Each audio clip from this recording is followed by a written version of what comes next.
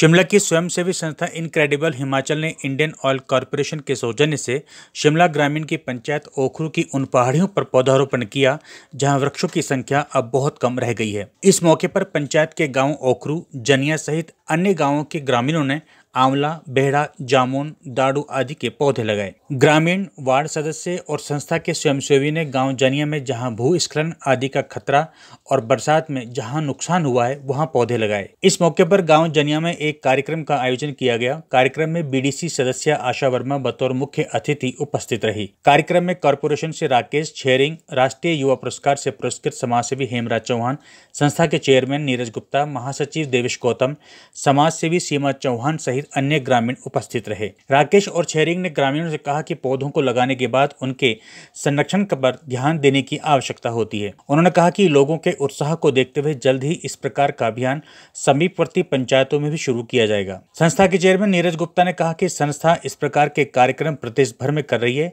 और अब ग्राम पंचायत पीपलीधार में भी पौधों को रोपित किया जाएगा।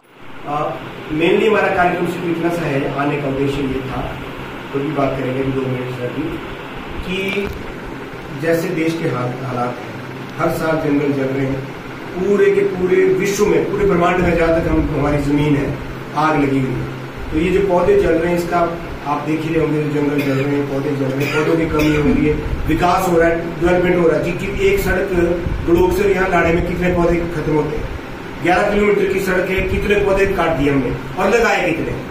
जब लगाने की बारी आती तो हम सोचने लगते हैं काट कितने दिए, सबको पता, क्योंकि पता उस टाइम कितने पौधे कटे होंगे। तो हम पौधों को जब तक नहीं लगाएंगे, धरती को हरा भरा नहीं करेंगे, वायुमंडल को शुद्ध नहीं करेंगे, तब तक इस पृथ्वी पर रहना भी आने वाले सालों में मुश्किल हो जाएगा। फिर हम कहाँ जाएंगे बताओ? अभी ना हम चांद पे गए, प्रॉपरली रह तो सकते नहीं चांद पे, ऐसे गए आए हो तो लग बात है। अभी तो उसमें कभी भी हमारी बेचारी अंतरिक्ष में फंसी हुई, इतना भी टेक्निक नहीं हमारे पास कि हमारे आदमी की जान बचानी तो वापस कैसे लाए।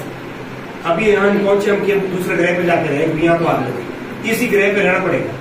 तो ये बच्चों को भी संस्कार देने पड़ेंगे, खुद भी संस्कार। दराट उठाते हैं, हम दराटी उठाते हैं, हम ये नहीं देखते जब हम खेतों में जाते हैं, घासनी में जाते हैं कि क्या काटना क्या नहीं काटना। जब काटने लगते हैं ना तो काटने ही लगते हैं, फिर सफाई में आ जाते हैं। हमारे को देखना कौन सा पौधा बचाना, ज्यादा से ज्यादा पौधे बचाने और ऐसे फलदार पौधों को लगाना है, ऐसे पत्ती वाले पौधों को लगाना है जिनकी छटाई करके छीननी के मतलब छीन है वो पेड़ बचा रहे और पत्तियां पशु खा रहे। ऐसा हम कुछ करें, ऐसी प्लानिंग से करें। अभी आपके पास हम आज बेड़ा, आंवला, जामुन, दाड़ू ये पौधे लाए हुए और पौधे भी बहुत बड़े बड़े खरीदे हुए। इसलिए लिए बड़े पौधे कि आपको छोटे पौधे बचाने में दिक्कत हो जाती है। बड़ा पौधा उसको तो बचाया जा सकता है, मेरे बराबर के पौधे को बचाए जा सकते हैं। आपने कोशिश कर रहे हैं जो आपके यहाँ जहाँ भी पौधे लगे, मेरी रिक्वेस्ट है आपसे कि उसमें उनके संरक्षण शुरू करना।